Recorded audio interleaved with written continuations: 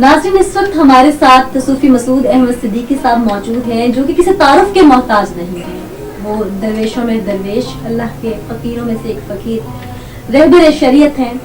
तारुफ जितना मैं कराती जाऊँ उतना ही वसी होता जाएगा। वो लासानी सरकार के नाम से भी जाने जाते हैं, जो कि लक़्ब उन्हें नबी पाक की जानिब से दिया गया है। इस वक्त हमारे साथ मौजूद है, उनसे ही बात करते हैं कि इतनी दुनिया यहाँ से फैज़याब होकर जा रही है।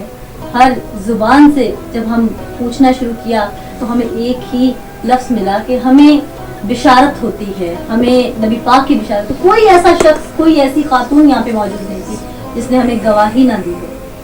तो क्या वजह है आज के दौर में भी अल्लाह के वली हैं, लोगों का एतमाद उठता जा रहा था इस चीज़। अल्लाह का जिक्र, हराम ना खाना, किसी भी नबी वली की गुस्ताखी और किसी भी सहाबा कराम की, किसी भी अज़वाज मुताहरात, ये आप रोक देंगे इंशाअल्लाह ताला एकदम काया पलट जाएगी। तो ये जब ख्वाब में मुझे इरशाद फरमाया तो उस वक्त ही मैं हुजूर पर के मैं पाँव में गिरा और मैंने कदमोशी की और मैं कांप गया। मैं क्या, मेरे आका अगर ये बात पूरी ना हुई तो मुझे सब लोग कत्ल करने के पहले मुखालिफ हैं। तो आप सरकार ने मुझे उठाकर अपने सीने से लगा के मुझे थापी लगाई। तो आपने कहा फिक्र न कर, गल तू करनी, फैज ऐसे देना, ऐलान कर।